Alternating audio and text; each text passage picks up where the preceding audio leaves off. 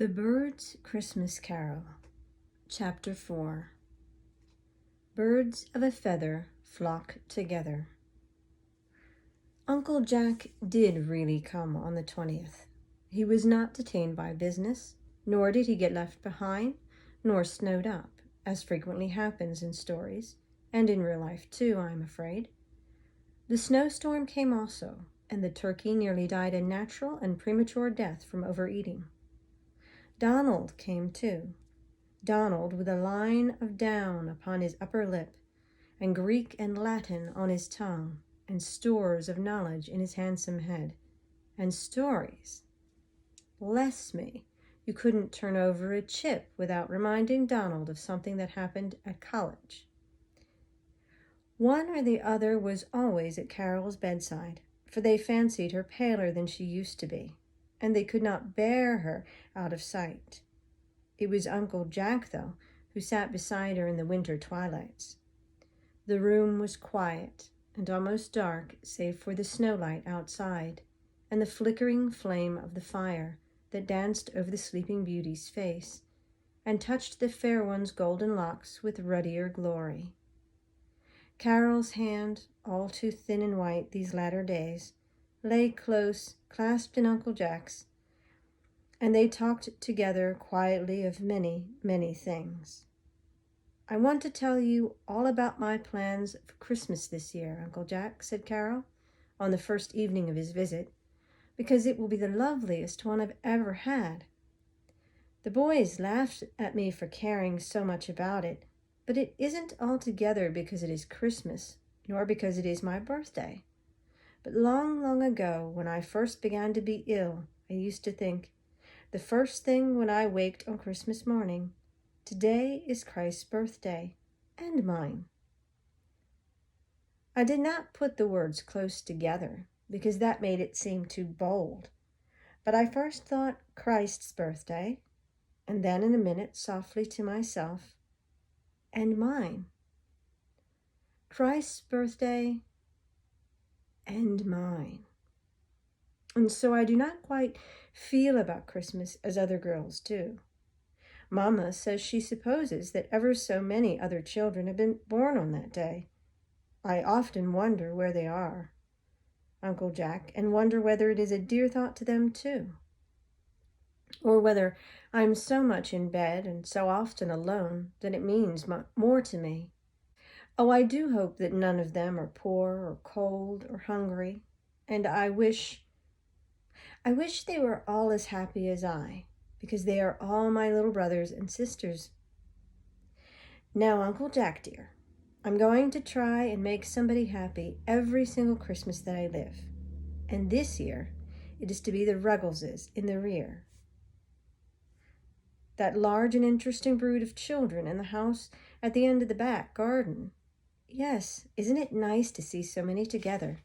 We ought to call them the Ruggles children, of course, but Donald began talking of them as the Ruggleses in the rear, and Papa and Mamma took it up, and now we cannot seem to help it. The house was built for Mr. Carter's coachman, but Mr. Carter lives in Europe, and the gentleman who rents his place doesn't care what happens to it. And so this poor Irish family came to live there. When they first moved in, I used to sit in my window and watch them play in their backyard. They are so strong and jolly and good-natured. And then one day I had a terrible headache, and Donald asked them if they would please not scream quite so loud. And they explained that they were having a game of circus, but that they would change and play deaf and dumb school all the afternoon. "Ha, ha, ha," laughed Uncle Jack. "What an obliging family, to be sure." Yes, we all thought it very funny, and I smiled at them from the window when I was well enough to be up again. Now, Sarah Maud comes to her door when the children come home from school, and if Mamma nods her head, yes, that means Carol is very well, and then you ought to hear the little Ruggleses yell. I believe they try to see how much noise they can make. But if Mamma shakes her head no, they always play at quiet games. Then one day, Carrie, my pet canary, flew out of her cage, and Peter Ruggles caught her and brought her back. and I had him up here in my room to thank him. Is Peter the oldest? No, Sarah Maud is the oldest. She helps do the washing, and Peter is the next. He's a dressmaker's boy. And which is the pretty little red-haired girl? That's Kitty, and the fat youngster, baby Larry, and that freckled one. Now don't laugh. That's Peoria. Carol, you are joking. No, really, Uncle dear. She was born in Peoria, that's all. And is the next boy Oshkosh? No, laughed Carol. The others are Susan and Clement and Ellie and Cornelius. How did you ever learn all their names? Well, I have what I call a window school. It is too cold now, but in warm weather I'm wheeled out on my little balcony, and the Ruggleses climb up and walk along our garden fence and sit down on the roof of our carriage house. That brings them quite near, and I read to them and tell them stories. On Thanksgiving Day, they came up for a few minutes. It was quite warm at 11 o'clock, and we told each other what we had to be thankful for. But they gave such queer answers that Papa had to run away for fear of laughing, and I couldn't understand them very well. Susan was thankful for trunks, of all things in the world, Cornelius for horse cars, Kitty for pork steak, while Clem, who is very quiet, brightened up when I came to him and said he was thankful for his lame puppy. Wasn't that pretty? It might teach some of us a lesson, mightn't it, little girl? That's what Mama said. Now I'm going to give this whole Christmas to the Ruggleses. And Uncle Jack, I earned part of the money myself. You, my bird? How? Well, you see, it could not be my own Christmas if Papa gave me all the money. And I thought to really keep Christ's birthday, I ought to do something of my very own. And so I talked with Mama. Of course, she thought of something lovely. She always does. Mama's head is just brimming over with lovely thoughts. And all I have to do is ask, and out pops the very one I want. This thought was to let her write down, just as I told her, a description of how a little girl lived in her own room 3 years, and what she did to amuse herself. And we sent it to a magazine and got $25 for it. Just think. Well, well, cried Uncle Jack. My little girl, a real author. And what are you going to do with this wonderful own money of yours? I shall give the 9 Ruggleses a grand Christmas dinner here in this very room. That will be Papa's contribution. And afterwards, a beautiful Christmas tree fairly blooming with presents. That will be my part, for I have another way of adding to my $25 so that I can buy everything I like. I should like it very much if you would sit at the head of the table, Uncle Jack, for nobody could ever be frightened of you. You dearest thing that ever was. Mama is going to help us, but Papa and the boys are going to eat together downstairs for fear of making the little Ruggleses shy. And after we've had a merry time with the tree, we can open my window and all listen together to the music at the evening church service. If it comes before the children go, I've written a letter to the organist and asked him if I might have the 2 songs I like best. Will you see if it is all right?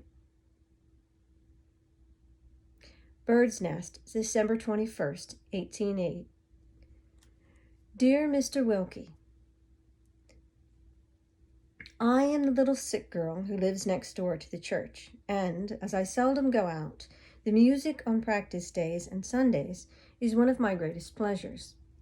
I want to know if you can let the boys sing Carol, Brothers, Carol on Christmas night, and if the one who sings My Ain Country so beautifully may please sing that too. I think it is the loveliest song in the world, but it always makes me cry. Doesn't it you? If it isn't too much trouble, I hope they can sing them both quite early, as after 10 o'clock I may be asleep. Yours respectfully, Carol Bird. P.S. The reason I like Carol, Brothers, Carol is because the choir boys sang it 11 years ago, the morning I was born, and put it into Mama's head to call me Carol. She didn't remember then that my other name would be Bird, because she was half asleep and couldn't think of but one thing at a time. Donald says if I'd been born on the 4th of July, they would have named me Independence, or if on the 22nd of February, Georgina, or even Cherry, like Cherry in Martin Chuzzlewit. But I like my own name and birthday best. Yours truly, Carol Bird. Uncle Jack thought the letter quite right, and did not even smile at her telling the organist so many family items. The days flew by, as they always fly in holiday time, and it was Christmas Eve before anybody knew it. The family festival was quiet and very pleasant, but quite swallowed up in the grander preparations for next day. Carol and Elfrida, her pretty German nurse, had ransacked books and introduced so many plans and plays and customs and merry-makings from Germany and Holland and England and a dozen other places that you would scarcely have known how or where you were keeping Christmas. The dog and the cat had enjoyed their celebration under Carol's direction. Each had a tiny table with a lighted candle in the center and a bit of bologna sausage placed near it. And everybody laughed till the tears stood in their eyes to see Villikins and Dinah struggle to nibble the sausages, and at the same time evade the candle flame. Villikins barked and sniffed and howled in impatience, and after many vain attempts succeeded in dragging off the prize, though he singed his nose in doing it. Dinah meanwhile watched him placidly, her delicate nostrils quivering with expectation, and after all excitement had subsided, walked with dignity to the table, her beautiful gray satin tail sweeping behind her, and calmly putting up one velvet paw, drew the sausage gently down and walked out of the room without turning a hair, so to speak. Elfrida had scattered handfuls of seeds over the snow in the garden, that the wild birds might have a comfortable breakfast next morning, and had stuffed bundles of dried grasses in the fireplaces so that the reindeer of Santa Claus could refresh themselves after their long gallops across country. This was really only done for fun, but it pleased Carol. And when, after dinner, the whole family had gone to church to see the Christmas decorations, Carol limped wearily out on her little crutches, and with Elfrida's help placed all the family boots in a row in the upper hall. That was to keep the dear ones from quarreling all through the year. There were Papa's stout top boots, Mama's pretty buttoned boots next, and Uncle Jack's, Donald's, Paul's, and Hugh's, and at the end of the line, her own little white worsted slippers. Last and sweetest of all, like the little children in Austria, she put a lighted candle in her window to guide the dear Christ child, lest he should stumble in the dark night as he passed up the deserted street. This done, she dropped into bed, a rather tired but very happy Christmas fairy.